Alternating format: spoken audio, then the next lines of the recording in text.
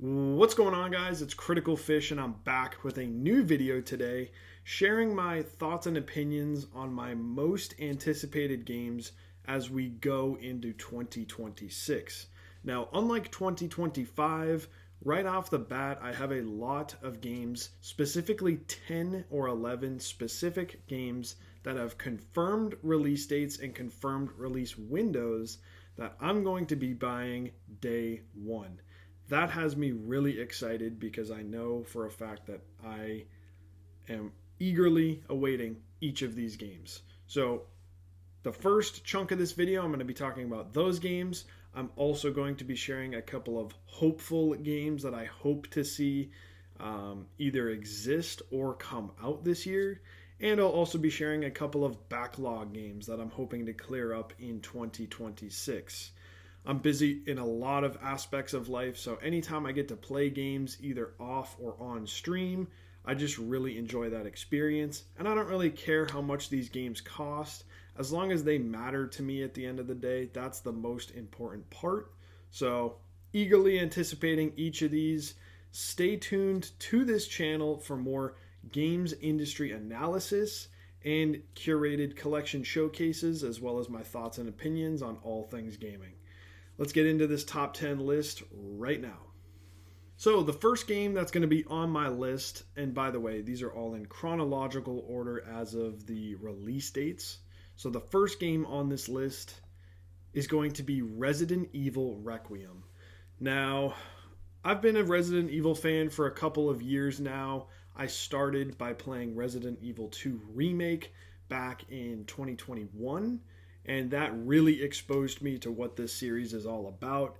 It's about the puzzles, it's about the horror, it's about planning your routes, and sometimes it's about the action. And it seems like Resident Evil Requiem is going to tie all of that together in two separate split campaigns where you play as Grace, who's a new protagonist, and you play as Leon S. Kennedy, who has a very action-oriented campaign style. So the mix of both of those, as well as going back to Raccoon City, I have no doubts that this will be a fun game. Part of me wants to say, though, that this might be somewhat of a controversial release.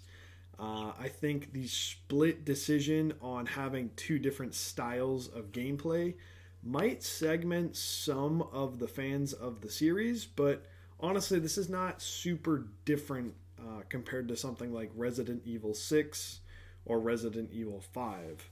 But we'll see how it turns out. This is one of my most anticipated games, though, and it's the game that I plan on purchasing next for the collection. Very shortly after that, we have number 2, which is going to be Marathon. Now, this has been a controversial game before it's even released. If you don't know, Marathon is Bungie's next FPS game, where it's more of an extraction shooter rather than an exploration-based cooperative game like Destiny. And it's actually a reboot of one of their original series, but it's really been repurposed to be an extraction shooter. Now, ever since they've delayed the game and had their internal testings to improve certain areas of the game, they haven't deviated from it being an extraction shooter. So that is my most worrisome point that I have towards the game, because I've never truly enjoyed or played or been interested in extraction shooters. I have a feeling this game will have more than just that to offer, though. And I'm excited to just play it for, it being a smooth first-person shooter game that Bungie has created. I have no doubts that it's going to be smooth and fun to play over time. I'm interested somewhat in its world and lore, but I think the part that I'm looking forward to the most is just having those laughs and screams with friends in the party. If this game allows you to have those types of opportunities, that's going to be the most memorable parts of it, without a doubt. So we got Marathon at number 2 in most anticipated for 2026. Now, shortly after that release, we're going to get Saros on the PlayStation 5. This is the spiritual successor to Housemarque's Returnal, which was kind of a sleeper hit. And if you didn't really know what was up with Returnal at the time, you're definitely going to be missing out with Saros. I have some points of criticism before I even touch the game regarding the shield mechanic. But overall, this seems to be a very fast-paced, action-oriented, third-person, roguelike shooter, which is a handful to say. But for what it is, it's going to provide some scary moments, some tense gameplay, some action-oriented gameplay, and I'm sure the story will be pretty good as well. If you have not played Returnal, you definitely should try Returnal because from what I'm reading, Returnal is going to be the harder version out of these two games to play. It seems like this game might be a little more user-friendly, but I actually really prefer the high stakes that Returnal sets up compared to Saros. But either way, I'm excited to play Saros. It's no doubt going to be a blast. All right, so at my number 4 spot for 2026, I've got a game that got delayed and pushed back into 2026 with not many super clear reasons behind it, but I'm still anticipating its release date whenever it is. My prediction is that it comes out in either April or May, and that's going to be Mina The Hollower. Now, this is an indie game. It's a top-down game that plays kind of like Link's Awakening, but it has a gothic twist, and it's made by the developers that created Shovel Knight. And Shovel Knight is one of my favorite 2D side-scroller games of all time. I've got the platinum for it, and I trust Yacht Club Games to release a banger with Mina the Hollower. Now, from what I saw and played of the game, it seems like it's pretty much done. But I think there's a contradiction with their release dates for the game, and I think they're kind of worried that this game hasn't gotten enough marketing promotion or exposure to players who might be interested in the game. And I feel like they're just waiting to reveal and release the game when the proper time comes. You know, every developer right now is kind of avoiding big popular releases, and they're scheduling their game releases around GTA 6. Now, while this is no GTA 6, it certainly deserves its own attention and should be released during a time where people aren't playing other games so that they can try this out. So whenever this comes out, I'm there day one, and I'm really excited to play it. At number 5, we've got a pretty safe bet in my eyes, and that's going to be Lego Batman Legacy of the Dark Knight. And this is a new Lego game that is open world structured that I'm guessing is developed by the same team that made Lego Skywalker Saga for the Star Wars, saga of games. But this seems to cover 6 different Batman stories. It looks very faithful and similar to the Arkham trilogy of games that released. There's combo systems when you're fighting enemies. There's open world exploration. Each character has different abilities, and there's going to be a lot of story-based missions that tie into the movies. So on a surface level, I'm interested right off the bat. It looks really good. My only skeptical point of view on this game is that if it's structured like Lego Star Wars The Skywalker Saga, I have a strong feeling that I'm not going to enjoy the mission structure and the cutscenes, because that was the worst part of that game, and I really hope they've learned their lessons for this game. And if they have, then this will probably end up being a really strong game and maybe even a Game of the Year contender. So we'll have to wait and see. My number 6 pick is actually a DLC in some sense. It is the Switch 2 version of New Super Mario Bros. Wonder. And this was a Switch 1 and 2 release, and the Switch 2 release is now getting DLC to include new levels and new boss fights. And as someone who really liked aspects of Wonder, especially the multiplayer segments, I did find the game ultimately disappointing because there was not enough boss fights and not enough curated levels for one player. So this DLC seems to address both of those issues. And for me personally, I'm a huge fan of the Koopalings.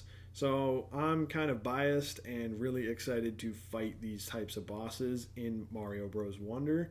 That was the number one element that I wish was in the game at launch. So really looking forward to this one. And I believe it comes out in May or June is my guess. My number 7 game was a game that I was extremely excited to see get revealed live at the Game Awards this year, and that was Control Resonant. Now, prior to the Game Awards, I really wasn't looking into how this game was developing. I know that Remedy Games has been making a few different games over the past couple years, and Control 2 was in the works. I was a Control 2019 fan. I platinumed that game and played the DLCs. When this got announced, I went and played Alan Wake 2 most recently, and I got the platinum for that. And when this game releases, probably, hopefully going to be one of my most excited releases in a while. The initial reveal trailer for this blew me away. You can watch that on the channel here. I've got my reaction posted up, but I have a strong feeling that this is going to be an amazing game. I don't know much about it yet, but it's going to be third-person, melee-oriented, open area-based exploration, and I have no doubts that it's going to be an amazing game. So, Control Resonant at number 7. At number 8, we've got another Switch 2 game, and this is odd that this is a Switch 2 game, but still kind of cool at the same time. It's going to be the Duskbloods. And this is I don't even know what to call it. It must be a PvPvE style game where you can fight in-world enemies as well as real-world players. And this is a FromSoft brand new IP that is exclusive to the Switch 2. It's kind of weird to think that this is even a game. It takes place in a somewhat Bloodborne Gothic looking world, but you have all these different main playable characters, kind of like Night Rain did. And this is actually one that Miyazaki is directing himself. He did not direct Night Rain. He did mostly direct Elden Ring. So this is his next game following Elden Ring, pretty much. I'm sure he's working on another mainline FromSoft Souls entry at the same time, but we'll see how this turns out. It's been in the works for a while and has apparently had a lot of testing behind the scenes, so I'm curious to see how it ends up. It would be very disappointing if all these resources went into a multiplayer-esque game and it didn't pay out. So I'm really hoping that this turns out to be good. Number 9 on this list is going to be Marvel's Wolverine. And right off the bat, I'll say that I am kind of unfairly critical of the Insomniac Spider-Man releases as of late. I really enjoyed Spider-Man 2018, the first one. I did not enjoy Miles Morales, and I really was kind of disappointed by Spider-Man 2. But since this is a separate thing with a unique style of gameplay where you're playing as Logan, with spiked claws and very hands-on combat, I feel like this will be very fun to play. Probably similar in some ways in terms of game feel, but I feel like it's going to differentiate itself. Probably have a unique story, unique gameplay, and just cool ways to play it overall. So I'm hoping that we see some big evolutions in this game compared to the kind of spaced out upgrades between the Spider-Man games. I just hope it doesn't have that much open world bloat is my only concern. The 10th game on this list is Phantom Blade Zero, and this is scheduled to release later in the year, but it got a bomb-ass trailer at the Game Awards recently. I'm really hoping that this had come out sooner in the year. I was really expecting like an April or a May release, but I can't complain. As long as it turns out good, then I won't complain. This seems to be a very fun not even Souls-like game. It just seems like a very clean, action-oriented game, kind of like Metal Gear Rising, which is mostly why I'm excited for it. It just looks very fun, very polished, and there's not much else I can say. I don't know much about the story. I don't know anything about the developers, and just the trailers look awesome. That's why I'm excited for it, and I have no doubt that the actual gameplay and second-to-second gameplay will feel amazing. So, really looking forward to this one. And as my bonus 11th game that has a confirmed release date and release window, we got number 11 on this list going to GTA 6, but I'll tell you right off the bat, I can't really get excited for this game. I have a feeling that it's going to get pushed back into 2027, and I think that everybody that's going into the new year that was like, oh my god, we're finally getting GTA 6 this year, like this is the year we get GTA 6, you're just setting yourself up for disappointment, because the reality is that this is a huge studio crunching on this game, and really there's no guarantees that it even drops this year. It might make sense for their, fiscal yearly reports to say, yeah, we're planning on having it as a holiday release. We delayed it for XYZ. But who knows, man? I mean, they have literally taken like 13 years or something to develop this game. And, I mean, probably not in full production for 13 years, but it's just a joke at this point that this game hasn't released yet. And I'm not going to complain. I'm just not sure if, we're living in a reality where GTA 6 comes out in 2026. So that's going to do it for my most anticipated confirmed games with release dates list. It's, 10 or 11 games if you include GTA 6. I want to end this video by talking about 3 rumored / hopeful games that I'm excited to see, hopefully, in 2026, and 3 backlog games that I plan on playing as well. The first game that I've got here is a new Zelda game. Whether it's a remaster, a remake, or a brand new project, I really need something to play on the Switch 2, and I have waited very patiently for 10 plus years now to see a new format of Zelda games that I truly enjoy.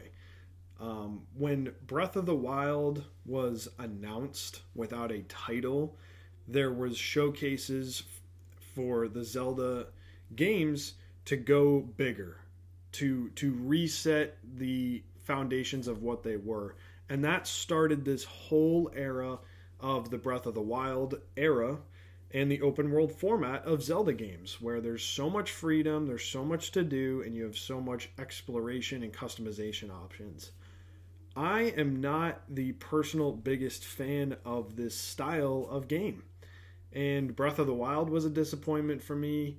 The spin-off games using the same world were a disappointment to me. And Tears of the Kingdom is the messiest piece of junk that I've ever seen Nintendo release, ever.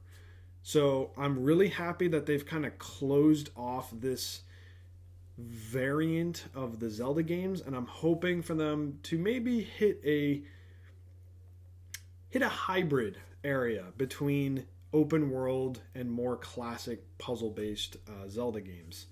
If we see a remake of, Ocarina of Time or a Twilight Princess, that's cool. If we do see a smaller scale 3D Zelda game next year, that would absolutely blow my mind.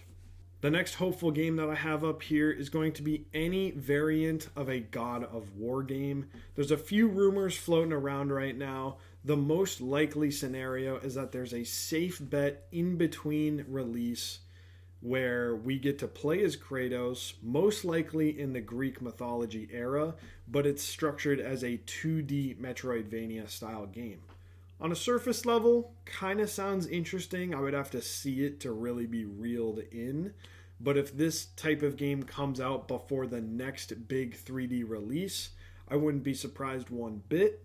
And I think that would be a cool idea. It's not my own original idea, but anything God of War this year would be a cherry on top to a strong year already. And the third hopeful game that I have listed on here is going to be the Assassin's Creed Black Flag remake that is apparently coming out in the first half of this year. It's been heavily rumored. It's not really a secret anymore, and we're really just waiting on the last couple days for it to be announced, if I'm being honest. Now, I have no true personal reasons to get excited for this remake other than my friends have told me that this is a very good entry point to the series and might be the best one in the series. So trying out a new series and having it be the first Assassin's Creed game that gets remade from the ground up sounds like a pretty promising idea to me. So we'll see where that goes. And now I'm going to briefly touch on the three big backlog games that I'm excited to tackle in 2026. The first one we've got here is Chronos: The New Dawn. Now, this is a game that I just started trying out recently in December, but I got distracted with Alan Wake 2. So I'm going to jump back into this game in the first half of 2026. And from what I've played so far, it's kind of put me off guard, but I have no doubts that as the game goes on, it gets really good. And that's what I've heard online. So I'm a big fan of survival horror resource management. Just looking to play this when the time is right. The next one is a new deviation in my backlog, but it is now a backlog game. We've got Dragon's Dogma 2. This is a open world medieval RPG style of game, and it's published by Capcom. So I like Capcom right off the bat. I like medieval stuff right off the bat, and I do like some depth when it comes to, my RPGs. So I'm willing to give this one a shot. It's kind of a weird niche game, and from what I've heard, it's more of a remake of the first game. So I figured rather than playing Dragon's Dogma 1 on my PlayStation 3, I could probably just try out Dragon's Dogma 2 on the PlayStation 5 Pro and probably just get a better experience overall with the series. So this is a game that I'm probably going to play after Saros, but we'll see how that turns out. And the last game that I have in my backlog that I'm really excited to play in 2026 is going to be Dead Space 2. Now, this isn't the only other game in my backlog. It's just made the top 3 for games that I'm most excited to play. And I'm excited to play this because it's pretty much been confirmed by EA that a Dead Space 2 remake is not happening because Dead Space Remake did not sell well enough to justify making a sequel, which is unfortunate to hear. I really did enjoy the Dead Space 1 remake, but if Dead Space 2 is still good to this day, I've now got a PlayStation 3 and I plan to play it when the timing is right. So I'll see the improvements from the first game from a mechanical standpoint as well as a storytelling perspective, and I'm just hoping for a good time with this one.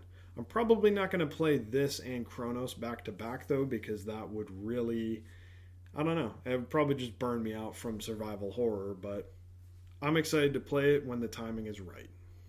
So that's my list for 2026. I've got a lot of games to tackle, but I really do want to hear what you guys are playing in 2026. And you can probably correct me too if I need to add some games to my list as well. I do have my main priorities this year on making quality videos for this channel and also working on personal side projects as well as my full-time job. But when the timing is right for good games to come around, I'm definitely excited to play all the games that I listed in this video. So stay tuned to the channel for more game industry news, personal opinions, curated collection showcases, and more. So stay tuned for more, and thanks for watching.